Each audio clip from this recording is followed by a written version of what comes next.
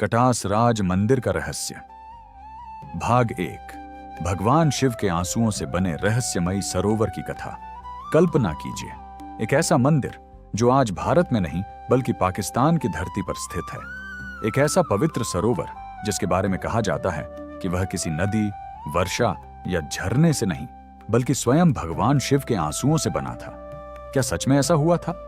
क्या आज भी वह सरोवर उसी दिव्य ऊर्जा को अपने भीतर समेटे हुए है?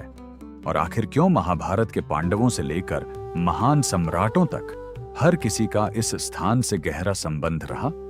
आज की इस डॉक्यूमेंट्री में हम जानेंगे पाकिस्तान के पंजाब प्रांत में स्थित कटास राज मंदिर का पूरा रहस्य, जहां आस्था, इतिहास और पौराणिक कथाएं एक दूसरे से मिलती हैं। लेकिन इस रहस्य को समझने के लिए हमें हजारों वर्ष पीछे जाना होगा। उस समय जब कैलाश पर्वत पर भगवान शिव और माता सती का दिव्य जीवन चल रहा था। माता सती प्रजापति दक्ष की पुत्री थी। उन्होंने अपनी इच्छा से भगवान शिव को अपना पति चुना था, लेकिन राजा दक्ष कभी भी इस विवाह से प्रसन्न नहीं थे। उनके मन में भगवान शिव के प्रति घोर अहंकार और द्वेष था। एक दिन राजा दक्ष ने एक विशाल यज्ञ का आयोजन किया।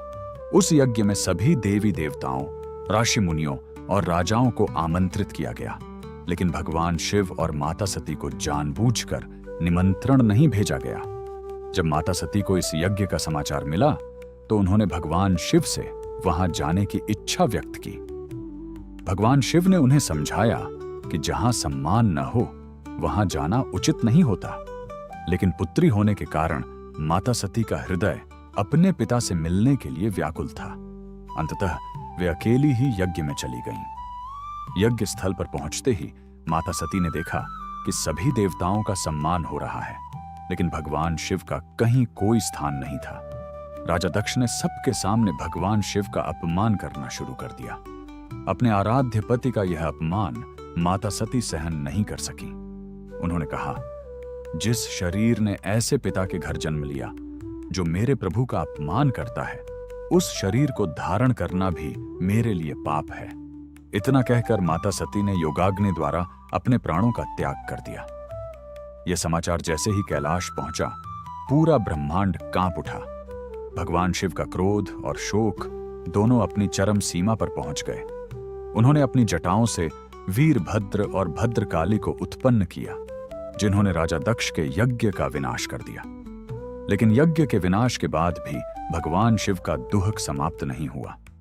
वे माता सती के निर्जीव शरीर को अपनी भुजाओं में उठाकर पूरे ब्रह्मांड में भटकने लगे।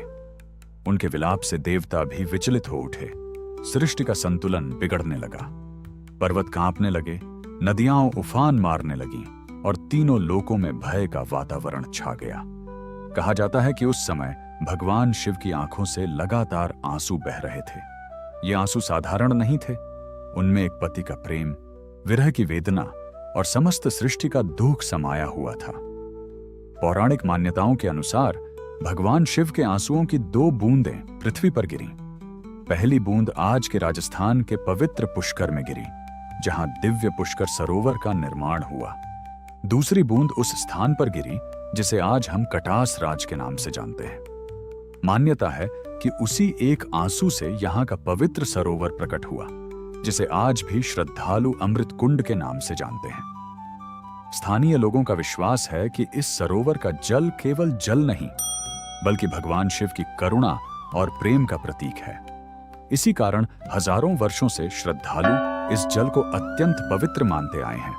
लेकिन क्या केवल भगवान शिव के आंसुओं की वजह से यह स्थान प्रसिद्ध हुआ, या फिर इसके पीछे छिपा है एक और रहस्य, जिसका संबंध सीधे महाभारत, पांडवों और यक्ष प्रश्न जैसी अद्भुत घटना से है?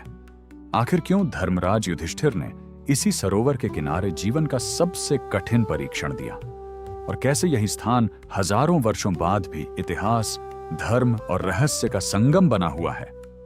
इन सभी रहस्यों का खुलासा हम करेंगे अगले भाग में।